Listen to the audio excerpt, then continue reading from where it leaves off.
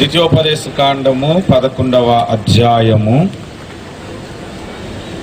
12వ వచనము నేను చదువుతాను. 2వ భాగము నుండి మీరు చూడండి.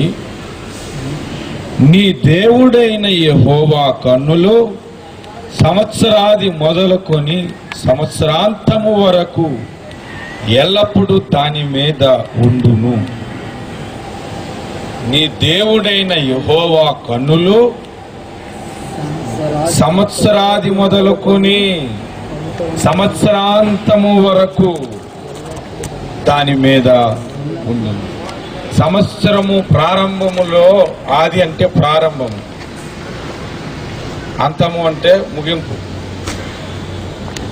సంవత్సరం ప్రారంభములో అనగా 000001 సెకండ్ నుంచి జనవరి 1వ తారీఖు, మరలా 2015 31 24 గంటలు 23 గంటల 59 సెకండ్లు వరకు కూడా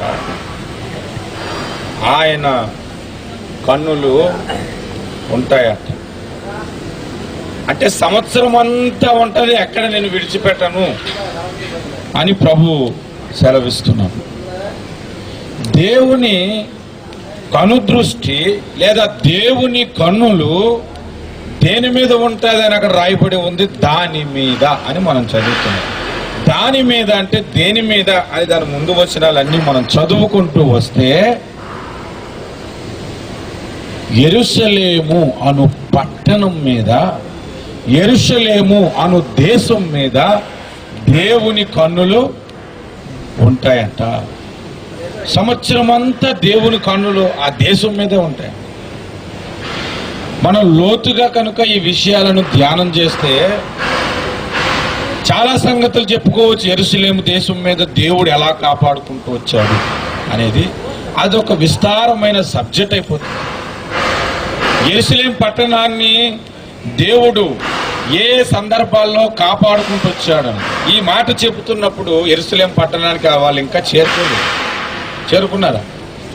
లేదు. యెహోషువ కాలంలో యెరూషలేము పట్టణానికి చేరుకున్నారు. చేరుకోక ముందే ఆ పట్టణమును గురించి దేవుడు అనేక సంగతులు చెప్పాడు. ఎప్పుడైనా మీరు ధ్యానం చేస్తే ఆ విధంగా ధ్యానం చేయండి. ఆ పట్టణము పాలు తేనెలు ప్రవహించు దేశం అని చెప్పారు. ఆ పట్టణం గురించి గొప్పతనం గురించి చెప్పారు. ఆ పట్టణం మీద నా దృష్టి ఉంటుందని చెప్పాడు. ఆ పట్టణంలో మీకు స్వాస్థ్యం ఉందని చెప్పాడు. ఆ పట్టణంలో మీకు ఆశీర్వాదం ఉందని చెప్పాడు. ఆ పట్టణం గురించి ఏ ఏ విషయాలైతే దేవుడు చెప్పాడో అవన్నీ పరలోకం గురించి చెప్పినట్టు. ఇందాక ఎందుకు పాడాడు తమ్ముడు? ఒక పాట పాడాడు. సియోను పాటలు సంతోషముగా పాడుచు సియోను వెళ్ళుదము. సియోను పాటలు సంతోషముగా పాడుచు సియోను వెళ్ళుదము. ఐగుప్తును విడచినట్టి మీరు అరణ్యవాసులే ఈ దారలో. ఐగుప్తును విడచినట్టి మీరు అరణ్యవాసులే ఈ దారలో. పొందవలే నీ లోకమునందు కొంతకాలమెన్నో శ్రమలు. పొందవలే నీ లోకమునందు కొంతకాలమెన్నో శ్రమలు. సియోను పాటలు సంతోషముగా పాడుచు సియోను వెళ్ళుదాము. హల్లెలూయా. మమ్మల్ని అంత కష్టపడి సంతోషంగా పాడమని చెబుతూ పాడుతున్నా మనం సంతోషంగా పాడలేము. ఐగుప్తు నుంచి కనాను దేశానికి వెళ్ళిన యాత్ర ఈ లోకము నుండి పరలోకానికి వెళ్ళే యాత్రతో పోల్చాడు కదా. అదే పాటను మనం పాడుకున్నాం. మన సియోను పాటలు పాడుకుని భూమికి మధ్యలో ఉన్న ఆ యెరూషలేము పట్టణానికి మనం వెళ్ళటానికి కాదు, మనం పాడుకోవడానికి పరలోకానికి వెళ్ళటానికి. దేవుని కన్నులు ఆ పట్టణం మీద సంవత్సర ప్రారంభము నుండి సంవత్సరం ముగింపు వరకు ఉంటుందంట. ఆ పట్టణం పేరు ఏం పేరు చెప్పాను నేను? యెరూషలేము అని చెప్పారు. ఇప్పుడు ఒక దేశం మీద దేవుని కన్నులు ఉంటాయంటే ఆ దేశంలో ఉన్న మట్టి మీద, ఆ దేశంలో ఉన్న బిల్డింగ్ల మీద, లేదా దేశంలో ఉన్న మనుషుల మీద. దేశం అంటే మట్టి కాదు, దేశం అంటే మనుషులో అని గురజాడ అప్పారావు గారు చెప్పారు కదా. నిజమే, మనుషులు లేని ప్రదేశం అడవి అంటారు, లేదా పాడుపడిన ఊరు అంటారు, కేదార్ అంటారు, కానీ దేశం అంటారు. దేశము అన్నారు అంటే జనాంగం ఉంటేనే దేశం. ఇప్పుడు దేవుని గన్నులు దేశం మీద ఉంటాయంటే అర్థం ఏంటి చెప్పండి? ఆ దేశములో నివసించు ప్రతి ఒక్కని మీద ఉంటుందని అర్థం. హల్లెలూయా. ఈ దేశము అనగా ఈ యెరూషలేము అను దేశముకు రెండు విషయాలు ఉన్నాయి. ఒకటి వాస్తవమైన పట్టణం ఉన్నది పరలోకం, దానికి కూడా యెరూషలేము అని అన్నాడు గలతీ పత్రికలు. పైనున్న యెరూషలేము అంటాడు గలతీ పత్రికలు పరలోకాన్ని. అలాగే భూమి మీద ఇంకొక యెరూషలేము ఉంది, ఆధ్యాత్మికమైనటువంటి యెరూషలేము ఉంది, అది సంఘము. సంఘము అను యెరూషలేము. ప్రకటన గ్రంథము 21వ అధ్యాయములో, ప్రకటన గ్రంథము 21వ అధ్యాయములో మనం గమనిస్తే 2వ వచనములో, మరియు నూతనమైన యెరూషలేము అను పట్టణము తన భర్త కొరకు అలంకరించబడిన పెండ్లి కుమార్తె వలె సిద్ధపడి పరలోకమందున్న దేవుని యొద్ద నుండి దిగివచ్చుట చూచితిని.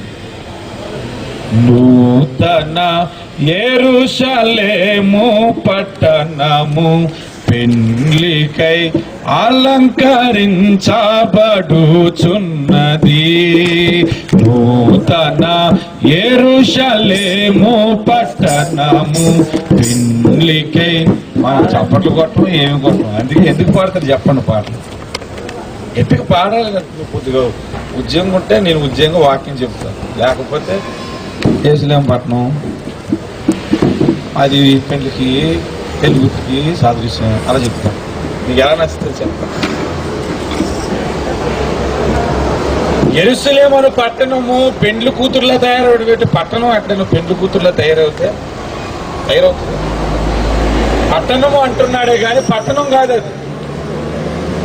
అదే అధ్యాయం 9వ వచనములో, అంతటా కడపటి 7 తెగుళ్లతో నిండిన 7 పాత్రలను పట్టుకొని ఉన్న 7 దూతలలో ఒకడు వచ్చి, ఇటు రమ్ము, పెండ్లి కుమార్తెను అనగా గొర్రె పిల్ల యొక్క భార్యను నీకు చూపించెదను అన్నాడు.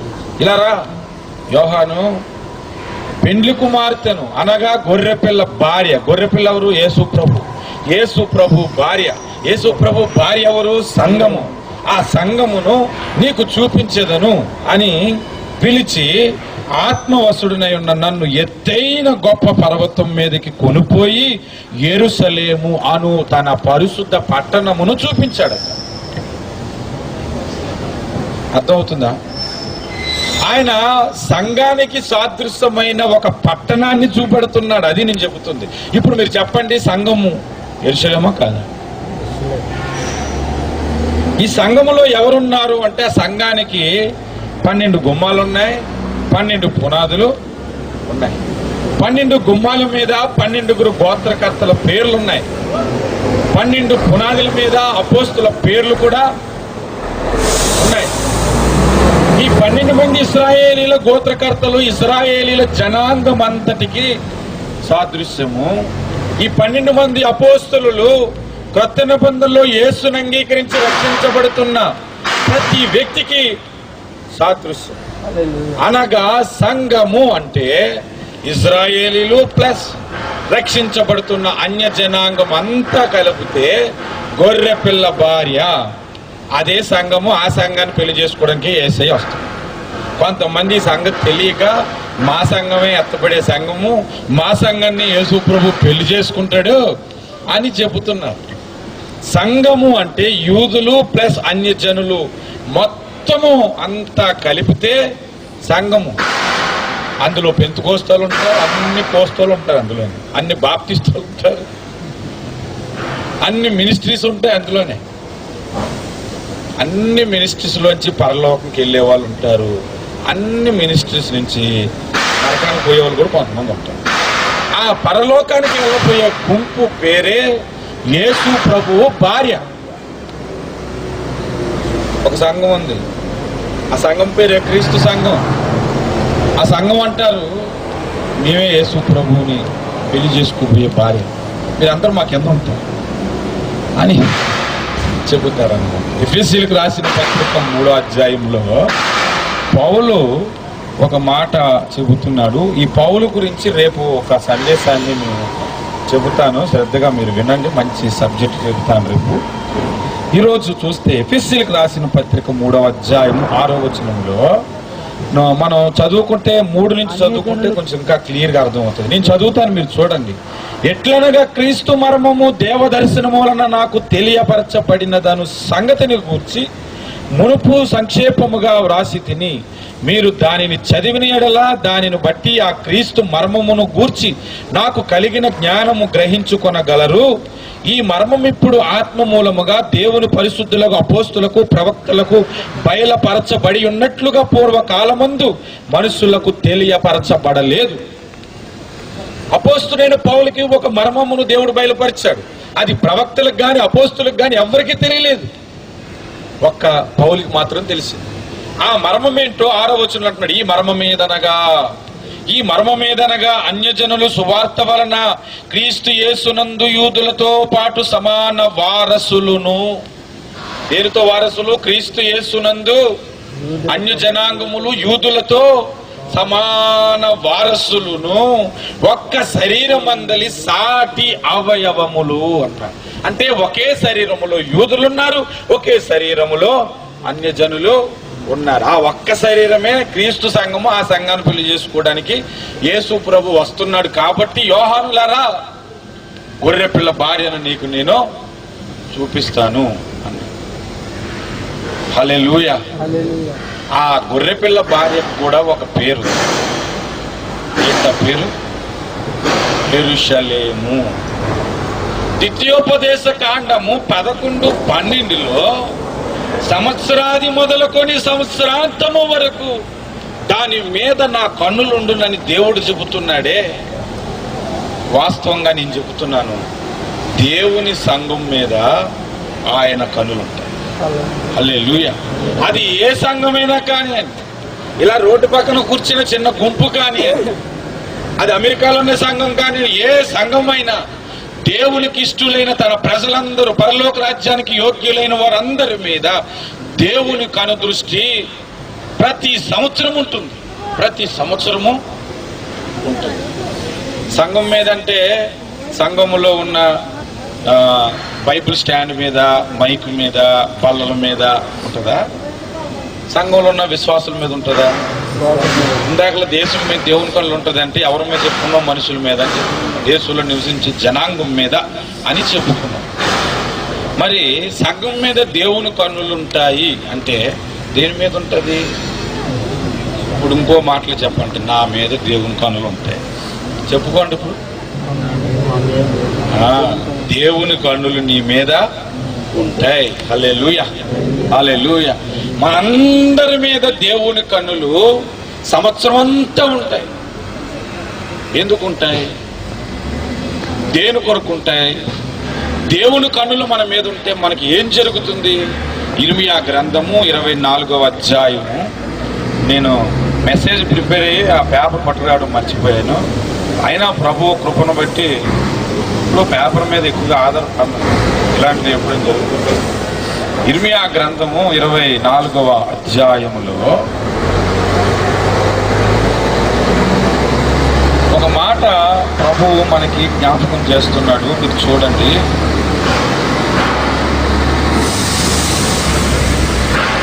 నీ దేవుడైన 6వ వచనము 24:6, వారికి మేలు కలుగునట్లు నేను వారి మీద.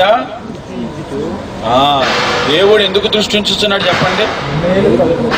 మేలులు, నీ మేలులు మరచిపోలేనయ్యా.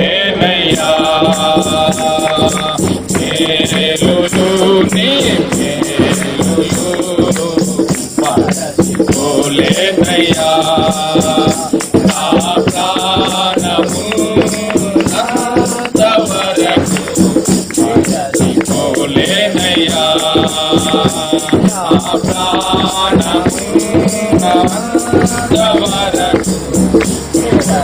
ప్రాణములేదయ్యా మేలులు నీ మేలులు మరచిపోలేదయ్యా మేలులు నీ మేలులు మరచిపోలేదయ్యా.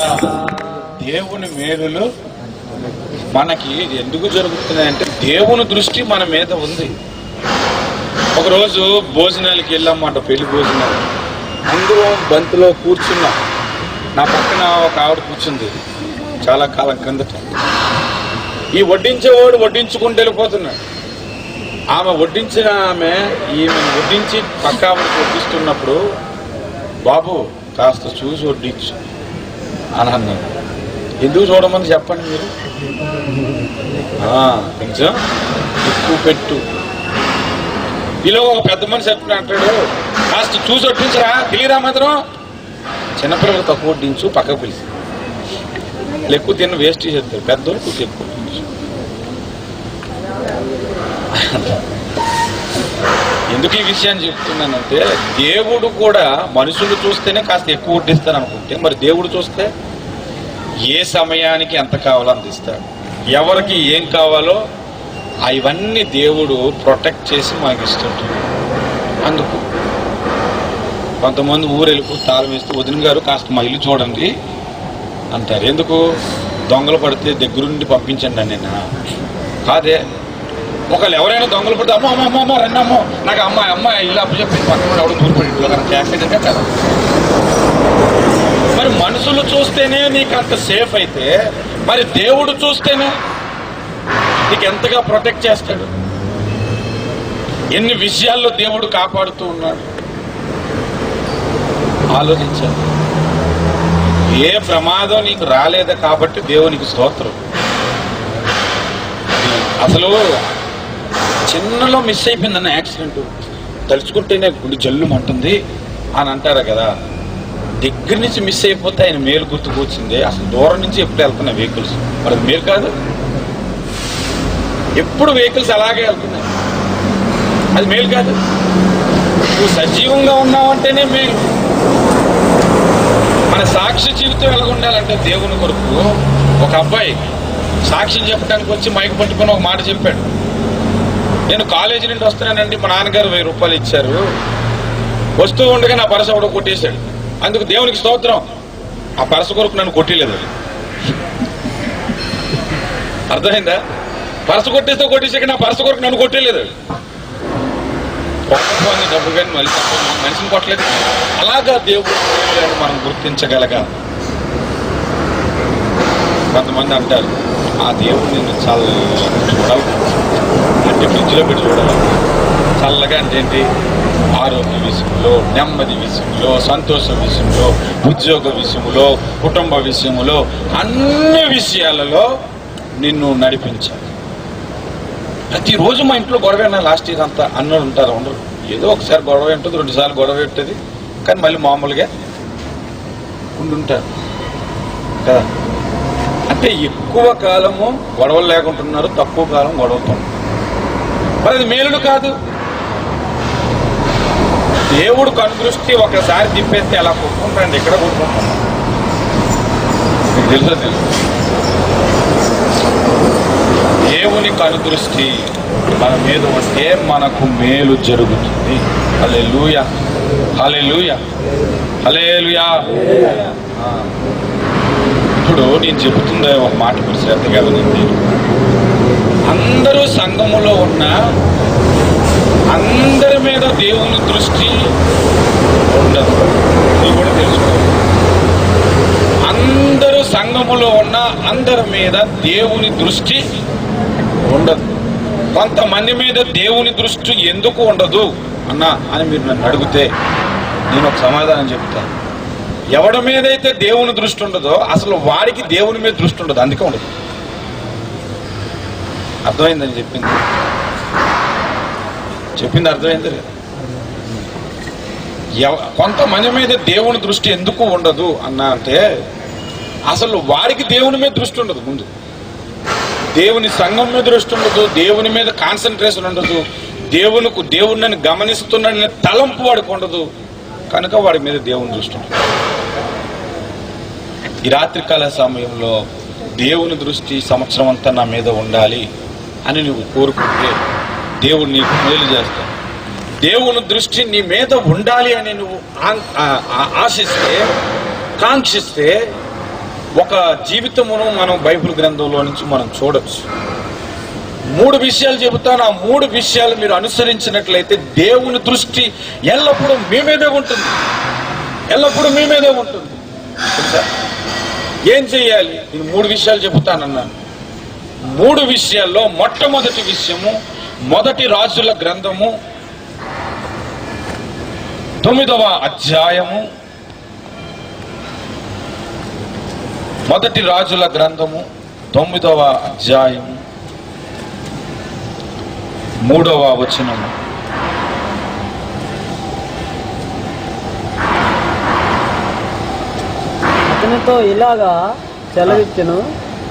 అతనితో ఇలాగూ సెలవిచ్చెను, నా సముఖమందు నీవు చేసిన ప్రార్థన విజ్ఞాపనలను నేను అంగీకరించి తిని, నా నామమును అక్కడ సదాకాలము ఉంచుటకు నీవు కట్టించిన నా మందిరమును పరిశుద్ధపరిచి ఉన్నాను. నా దృష్టియు నా మనస్సును ఎల్లప్పుడూ అక్కడ ఉండును. ఎక్కడ ఉండును? దేవుని మందిరం గురించి మాట్లాడుతున్నాడు. అక్కడ మందిరములో ఉండును. ఎందుకు అక్కడ ఉండును? ఆ మందిరములు అంటే ప్రార్థనలు చేస్తూ ఉంటారంట. దినవృత్తాంతముల గ్రంథము 6వ అధ్యాయము, 2వ దినవృత్తాంతముల గ్రంథము 6వ అధ్యాయము 40వ వచనం. నా దేవా, ఈ స్థలమందు చేయబడు విన్నపము మీద నీ కనుదృష్టి ఉంచి ఉందువుగాక. ఏమంటున్నాడు? నీ కనుదృష్టి ఉంచుదువుగాక. అదే దినవృత్తాంతాల గ్రంథము 7వ అధ్యాయము 15వ వచనం. ఈ స్థలమందు చేయబడు ప్రార్థన మీద నా కనుదృష్టి నిలుచును అన్నాడు. హల్లెలూయా. దేవుని సన్నిధిలో నీవు వచ్చి ప్రార్థన చేస్తున్నప్పుడు, ప్రార్థన జీవితం నీకు ఉన్నప్పుడు దేవుని దృష్టి నీ మీద ఉంటుంది. కొంతమంది జీవితంలో ప్రార్థన సరిగ్గా ఉండదు, అందుకే వాడి జీవితంలో దేవుని దృష్టి ఉంటుంది. కొంతమంది సంఘంలోకి వచ్చాక కూడా ప్రార్థన చేయమన్నా కూడా సిగ్గుపడుతుంది. కొంతమంది ప్రార్థన చేయటానికి ఇంట్రెస్ట్ ఉండదు. ప్రార్థన జరుగుతున్నంతసేపు పెద్ద సీరియస్ కళ్ళు తిరిగి చూస్తుంటే ఏడు ఎంత చేస్తారు ప్రార్థన, ఏంటి ఇలా చేస్తాడని విచిత్రంగా. దేవుడేమో వాడి మీద దృష్టి ఉంచుతాడు, వీడు కళ్ళు అసలు పట్టించకూడదు. దేవుని దృష్టి మన మీద ఉండాలంటే మనం మొదటగా ప్రార్థనా పరులై ఉండాలి, ప్రార్థించే వారముగా మనం ఉండాలి. ఎవరైతే ప్రార్థన చేస్తుంటారో వాని మీద దేవుని దృష్టి ఉంటుంది, ఆ స్థలములో దేవుని దృష్టి ఉంటుంది, ఆ ప్రాంతములో దేవుని దృష్టి ఉంటుంది. కనుక మనము ప్రార్థన చేయాలి. హల్లెలూయా, హల్లెలూయా. దేవుని దృష్టి నా మీద ఉండాలి. నా మీద ఉంటే నాకు మేలులు జరుగుతాయి, నన్ను కాపాడుతాడు, నన్ను దీవిస్తాడు, నన్ను ఆశీర్వదిస్తాడు అని నీవు అనుకుంటే నువ్వు ప్రార్థన జీవితం జీవించాలి. అప్పుడు దేవుని దృష్టి నీ మీద. అకేషియా సెల్ గ్రూప్లో నేను వాక్యం చెప్తున్న దినాల్లో చాలా కాలం క్రిందట ఒక ఆయన శిష్యులు 2 వచ్చారు నా దగ్గరికి. ఆయన మా వైజాగ్ కాపాడుతున్నాడంట ప్రజెంట్. వాళ్ళు వచ్చారు నా దగ్గరికి. వచ్చి అందులో ఒకడు అడిగాడు, ఇంచుమించు వాళ్ళతో ఆ సెల్ గ్రూప్ మానలేదు, నన్ను ప్రశ్నలు వేయడం కూడా మానలేదు. నేను అక్కడ ఉన్నంతగా చాలా విషయాల్లో అన్నమాట. ప్రేయర్ అయిపోయిన తర్వాత కూర్చొని మాట్లాడుకుంటాడు. వచ్చి మన నోటి మాట మన నాలిక మీదకి రాకముందే ఆ తలంపు ఇక్కడ పుడుతుంది కదన్నా, ఇక్కడ పుట్టిన తర్వాతే కదా నోట్లోంచి వస్తుంది. ఇప్పుడు నేను సత్యాన్ని పిలవాలి అనేది ఇక్కడ ముందు ఎలగాలి, అప్పుడే కదా నా నోట్లోంచి పిలిస్తే నచ్చింది. అవునా? తలంపే పుట్టక ముందు మన తలంపులు ఎరిగిన వాడు దేవుడని 139వ కీర్తనలో ఉంది. అది కాకుండా మత్తయి సువార్తలో 6వ అధ్యాయములో ఏమి తిందుమో ఏమి ధరించుకుందుమో అని మీ తిండి గురించి మీ వస్త్రము గురించి చింతింపకుడి, ఇవన్నీ మీకు కావాలనని మీ పరలోకపు తండ్రికి తెలియను అని ఉంది కదా. అన్నీ తెలిసిన దేవుడికి మనం ఎందుకు ప్రార్థన చేయాలని అడిగాడు. అర్థమైంది నేను చెప్పింది? అన్నీ తెలిసిన దేవుడికి మనం ఎందుకు ప్రార్థన చేయాలి అని తెలీదా అన్నాడు. ఆ పక్కన ఇంకోటి అంటాడు, నెల రోజుల నుంచి చంపేస్తున్నాడు అన్న ఈ ప్రశ్నేసి. ఈ ప్రశ్నేసిన కాడి నుంచి ప్రార్థన కూర్చున్నప్పుడల్లా అన్నీ తెలుసు కదా ప్రభు నీకు మళ్ళీ ప్రత్యేకించి చెప్పడం ఎందుకు, నా అవసరం ఎందుకు, గుర్తు తిరిగి నువ్వే అని ఆ ఒక్క నిమిషం ప్రార్థన చేస్తున్నానన్న అని వాడు చెప్పు. అప్పుడు చెప్పండి మాకు నేను నేర్చుకుంటాను అని ఒకడు వినయంగా అడుగుతున్నాడు. ఈడేమో నన్ను కనిపెట్టాలన్నమాట, నేనేం చెప్తానని అని నన్ను అడిగాడన్న. అడిగి ఇంకొక ఉపమానం కూడా చెప్పాడు. అమ్మ మన ఆకలి ఎరిగి అన్నం పెడుతుంది, అన్నం వండుతుంది, అన్నం గిన్నెలో కూడా పెట్టేస్తుంది, మనం తినేస్తాం. మనం ఎప్పుడైనా అన్నం తినే సమయంలో అమ్మ ఇంట్లో లేదనుకో, అమ్మకు ఫోన్ చేసి అమ్మ నేను అన్నం తినమంటావా అని అడిగి తింటాము బ్రదర్. లేదు కదా, పెట్టుకొని తినేస్తామే. అంత స్వాతంత్రం మన అమ్మ దగ్గర ఉన్నప్పుడు, అమ్మ మన గురించి అంతగా ఆలోచించినప్పుడు, వీళ్ళందరినీ కలుగు చేసిన దేవునికి మన ఏది అవసరమో తెలియదా? అందుకే ఆయన అన్నాడు, ఇవన్నీ మీ పరలోకపు తండ్రికి తెలియను కనుక మనం ప్రార్థన చేయ అవసరం లేదు అని ఆడి సిద్ధాంతం అన్నమాట. అని అడిగిన తర్వాత బాగానే అడిగే తమ్ముడు ప్రశ్న, నేను కూడా నిన్ను ఒక ప్రశ్న అడుగుతాను. ఇవన్నీ మీకు తెలియను, ఏమి తిందువో ఏమి ధరించుకుందువో అని వస్త్రమున గురించి తిండి గురించి చింతింపకుడు కానీ ఇవన్నీ మీ ఇవ్వాలని మీ పరలోకపు తండ్రికి తెలియను కాబట్టి ప్రార్థన చేయకుడి అన్నాడు. అలా అనలేదు, ఏమన్నాడు? కాబట్టి మొదట నా నీతిని నా రాజ్యమును వెతుకుడి అని అన్నాడే కానీ ప్రార్థన చేయకుడి అన్నాడా? దేవుడికి తెలుసు బాబు, కానీ ప్రార్థన చేయొద్దని అనలేదే. పైగా ఆ ప్రసంగం, కొండ మీద ప్రసంగం అలా చదువుకుంటూ మత్తయి సువార్త 7:7 దగ్గరకు వస్తే అడుగుడి మీకు ఇయ్యబడును అని అన్నాడు. నా నామమున మీరు ఏది అడుగుతురు అది మీరు పొందుకుందురు అని అన్నాడు. మీరు విసుకక ప్రార్థన చేయుడి అని అన్నాడు. ఇన్ని విషయాలు ప్రార్థన చేయడని చెప్పి అవన్నీ నాకు తెలుసు అన్నాడు, కానీ ఎక్కడా ప్రార్థన చేయొద్దని చెప్పలేదు. నువ్వు ప్రార్థన మాన్యమని నీ కూడా చెప్పాడని అడిగి, అప్పుడు ఆ పక్కన బాగా ఇచ్చుకున్నావు అన్నాడు. ఆలోచించి చెప్తానన్నాడు. 3 సంవత్సరాలు నేను ఇంకా ఆలోచించుకోవడమే. ఇంకా మళ్ళీ ప్రార్థన అనేది దేవుడు మనకిచ్చాడు, ప్రార్థన చేయాల్సిందే. ప్రతి సమయంలో ప్రార్థన చేయాల్సిందే. ప్రార్థన చేయొద్దని దేవుడు ఎక్కడా చెప్పలేదు. అన్నీ తెలిసిన దేవుడికి తెలియనట్టుగా మనం అడగటం కాదు. దేవుడు ఏమని కోరుకుంటున్నాడంటే, అసలు నీవు నేను ఉన్నది దేవుని రాజ్యంలో కాదు, సైతాన్ రాజ్యంలో ఉన్నాం. మనకు అక్కడి నుండి సహాయం కావాలి అంటే దేవుడికి ఒక ఆధారం కావాలి భూమి మీదకి వచ్చి నీకు సహాయం చేయటానికి. కాబట్టి ప్రార్థన అనేది దేవుడు పెట్టాడు. ఏదైనా తోటలో ప్రార్థన ఉంది. ఆ ప్రార్థన ఎప్పుడు ప్రారంభమైంది? పాపము జరిగిన తర్వాత ఏనోషు కాలంలో ప్రార్థన ప్రారంభమైందని అన్నాడు. అంతకుముందు దేవుని రాజ్యములోనే ఉంది. ఇప్పుడు దేవుని రాజ్యం కాదు, ఇది సైతాన్ రాజ్యం. యేసు ప్రభువే అన్నాడు, ఈ లోకాధికారి వచ్చుచున్నాడు, వాడితో నాకు సంబంధం లేదు అని యోహాను సువార్త 14:31 అన్నాడు.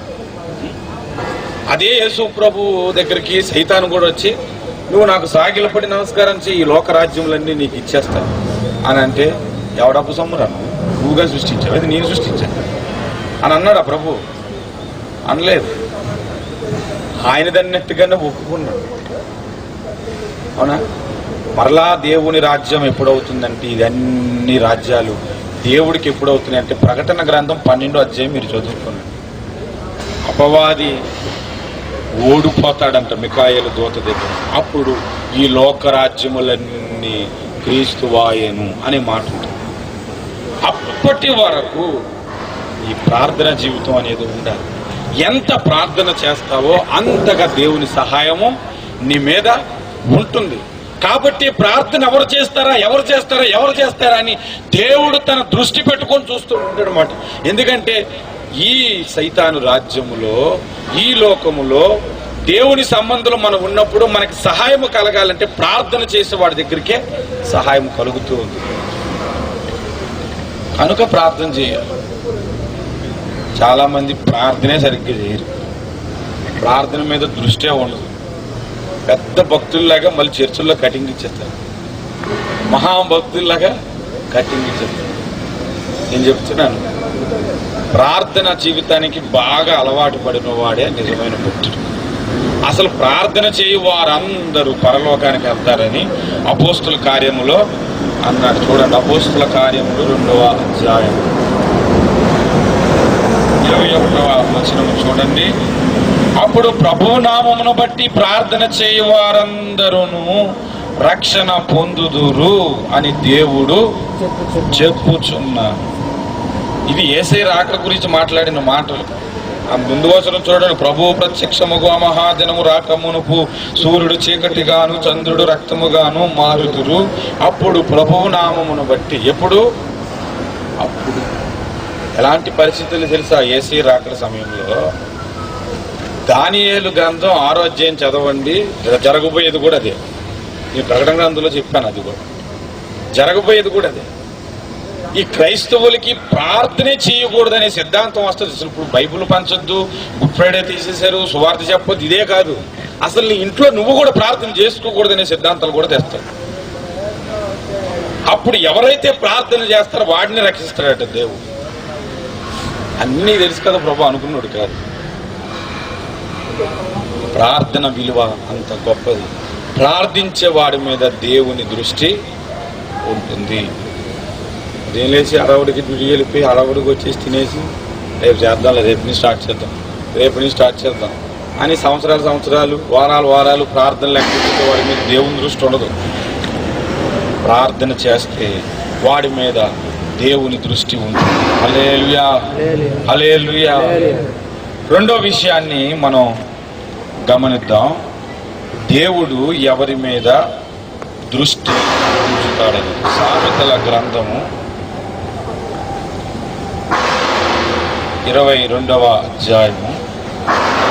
ఎవరైనా చూడండి, నేను మర్చిపోయాను. 22:13 అనుకుంటా.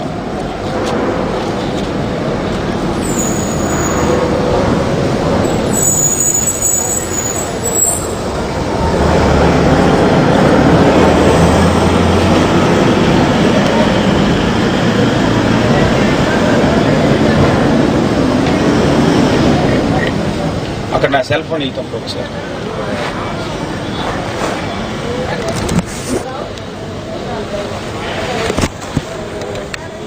ఇరవై 22వ అధ్యాయం చూడండి ఒకసారి.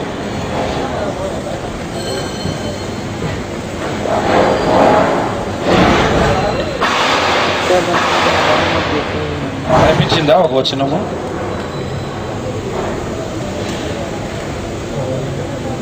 హ్మ్? 22:13 చదువు. కాదు,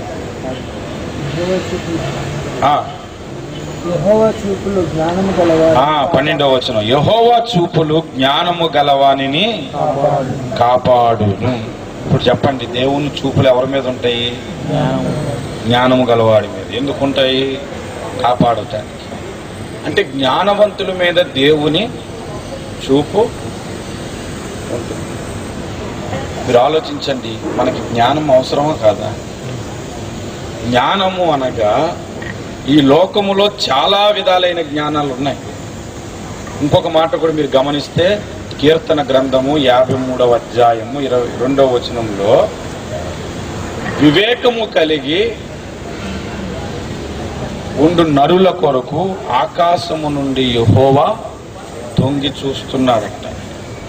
వివేకము కలిగి దేవుని వెతుకువారు కలరేమో అని దేవుడు ఆకాశం చూచి నరులకు పరిశీలిస్తున్నాడంట. అక్కడేమో వివేకుల కొరకు యెహోవా చూస్తున్నాడు, ఇక్కడేమో జ్ఞానము గల వారి కొరకు యెహోవా చూపులు కాపాడటానికి చూస్తాడు. అంటే జ్ఞానము మనం కలిగి ఉండుట దేవుని దృష్టి మన మీద ఉంటుంది.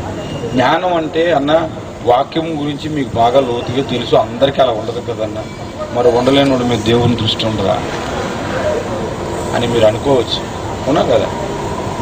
జ్ఞానం అంటే అందరికీ ఒకేలా ఉండదు కదన్నా, ఒక్కొక్కరు మైండ్ సెట్ ఒక్కొక్క రకంగా ఉంటుంది అని మీరు అనుకోవచ్చు.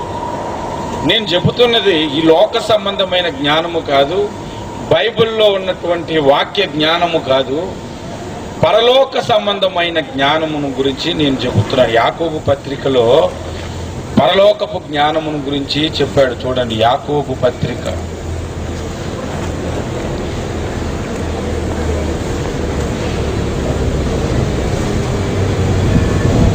3వ అధ్యాయం 17వ వచనం. అయితే పైనుండి వచ్చు జ్ఞానము. ఎక్కడి నుండి వచ్చే జ్ఞానం ఇది? పైనుండి వచ్చేది. పైన అంటే ఏంటి? పరలోకము నుండి వచ్చే జ్ఞానము మొట్టమొదట పవిత్రమైనది. ఆ జ్ఞానంలో ఏముంటుంది చెప్పండి? పవిత్రమైనది, తర్వాత సమాధానకరమైనది, తర్వాత మృదువైనది, తర్వాత సులభముగా లోబడినది, కనికరముతోనూ మంచి ఫలముతోనూ నిండుకున్నది, పక్షపాతమైనను వేషధారణైనను లేనిదియునై ఉన్నది. ఇది జ్ఞానం, పరలోకం నుండి వచ్చే జ్ఞానం. పవిత్రమైనది, సమాధానకరమైనది, మృదువైనది, సులభముగా లోబడినది, కనికరముతో మంచి ఫలముతో నిండుకొని ఉంటుంది, పక్షపాతం అనేది ఉండదు. ఈ లక్షణాలు ఎవరికైతే ఉంటాయో వాడు పరలోకము నుండి దైవ జ్ఞానాన్ని సంపాదించుకుంటున్నాడు అన్నమాట. అలాంటి జ్ఞానవంతుల మీద దేవుని కనుచూపులు ఉంటాయి. దేవుని యొక్క దృష్టి వాడి మీద ఉంటుంది. హల్లెలూయా, హల్లెలూయా. కనుక ఇలాంటి జ్ఞానము కొరకు మనం ప్రయాసపడాలి. కనికరము కలిగిన వారుగా ఉండటానికి, పక్షపాతము లేని వారుగా ఉండటానికి, పవిత్రముగా ఉండటానికి, ప్రతి ఒక్కరితో సమాధానముగా ఉండటానికి. ఇలాగ ఎవరైతే సంఘములో ఉంటారో, ఎవరైతే అందరితో సమాధానముగా ఉంటారో, ఎవరైతే అందరితో పవిత్రమైన మనసుతో ఉంటారో వారి మీద దేవుని దృష్టి. హల్లెలూయా, హల్లెలూయా. ప్రార్థన చేసేవాడి మీద ఉంటుందని చెప్పుకున్నాడు. దేవుని జ్ఞానం, పరలోకము నుండి వచ్చే జ్ఞానము నీవు కలిగి ఉంటే వాడి మీద దేవుని దృష్టి ఉంటుంది. మరొక విషయాన్ని మనం చూద్దాం.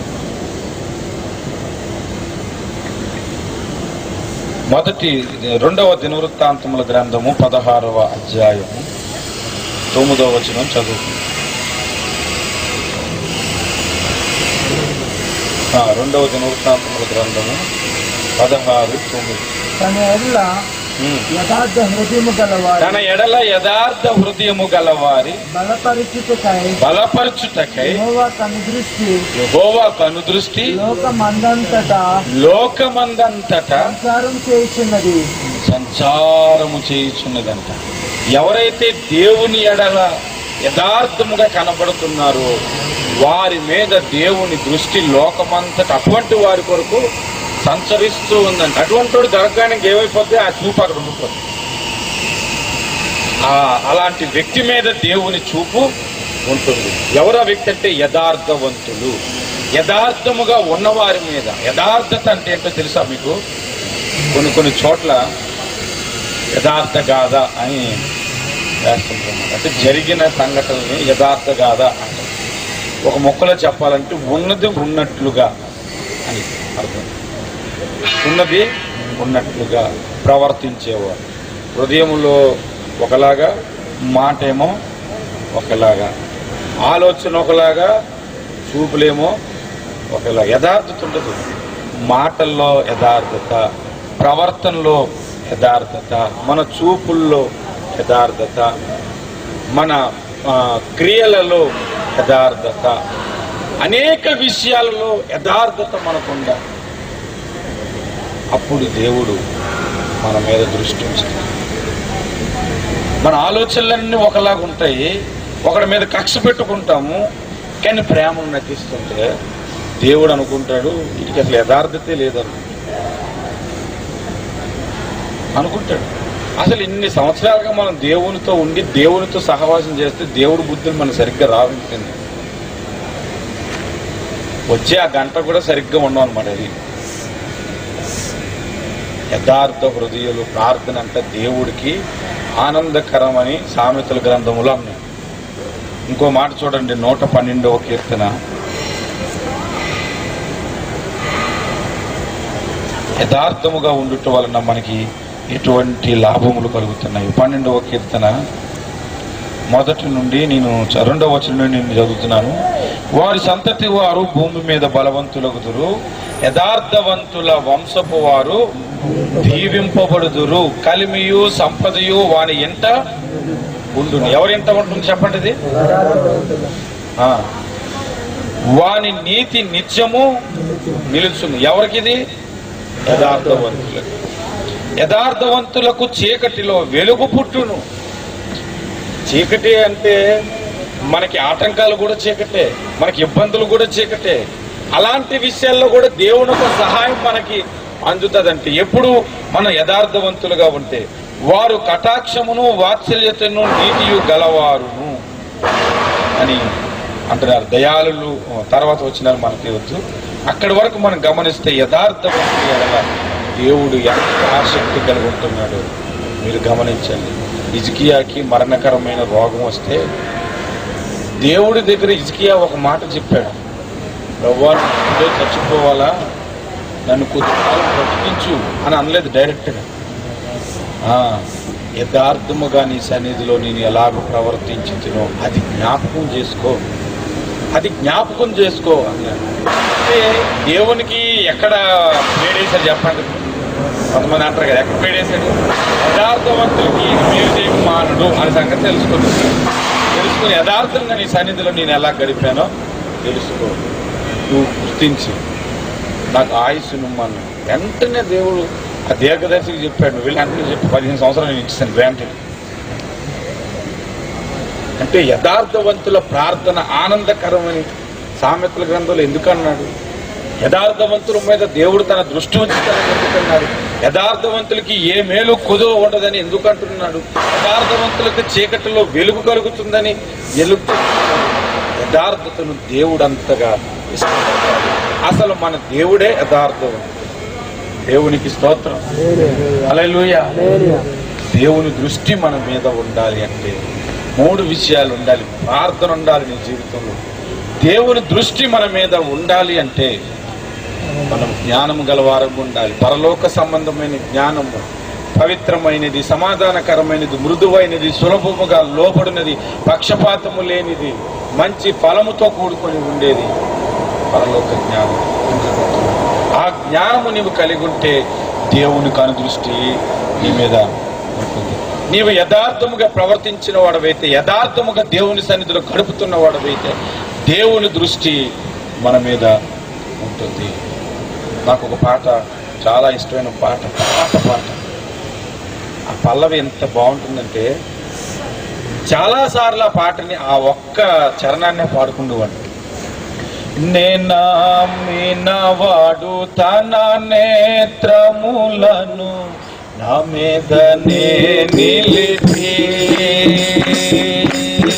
నేనామినవాడు తన నేత్రములను నా మీదనే నిలిపి, నిరీక్షణతోను మహాధైర్యముతో రాచెని వరకు, నిరీక్షణతోను మహాధైర్యముతోను రాచెని వరకు, ఆశ్చర్యమే మహాద్భుతమే ఆనంద సాగరము, ఎవరు మారినను మారని వాడు నీరు నిరంతరమున ప్రభువు, ఎవరు మారినను మారని వాడు నీరు నిరంతరమున ప్రభువు, నేనామినవాడు తన నేత్రములను నా మీదనే నిలిపి, నేనామినవాడు తన నేత్రములను నా మీదనే నిలిపి, నిరీక్షణతోను మహాధైర్యముతోను కాచెని వరకు, నిరీక్షణతోను మహాధైర్యముతోను కాచెనిటి వరకు ఆశ్చర్యమే మహాద్భుతమే ఆనంద సాగరము ఎవరు మారినను మారని వారు నేడు నిరంతరమున ప్రభువు ఎవరు మారినను మారని వారు నేడు నిరంతరమున ప్రభువు. హల్లెలూయా హల్లెలూయా. దేవుని దృష్టి మన మీద ఉండాలంటే అందరము కలిసి ఒక మాట చదువుకొని మనం ముగిద్దాం. మొదటి పేతురు పత్రిక 3వ అధ్యాయం 12వ వచనం చదువుకుందాం.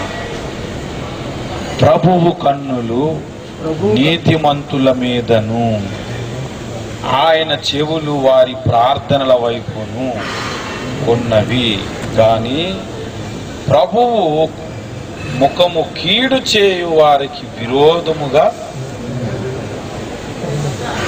రెండు విషయాలు గమనించాలి. యేసు రక్తము చేత కడగబడిన వాడు నీతిమంతుడు. ఆ నీతిమంతుల మీద ప్రభువు కన్నులున్నాయి. వారు చేసే ప్రార్థనల కొరకు దేవుని చెవులు వింటున్నాయి. అదే సంఘములో మనం ఉండి ఒకడికి విరోధముగా మనం చేస్తూ ఉంటే వాడికి మాత్రం విరోధముగా ప్రభు మీరు గమనించుకోండి. ప్రభు కన్నులు నీ మీద ఉండాలి. ఆయన రక్తము చేత కడగబడిన నా మీద ఉండాలంటే నీకు ప్రార్థన, యథార్థత, పరలోక సంబంధమైన జ్ఞానము, ఈ 3 అనుభవాలు మన జీవితంలో ఉంటే ఈ సంవత్సరమంతా దేవుని కన్నులు నీ మీద ఉంటాయి.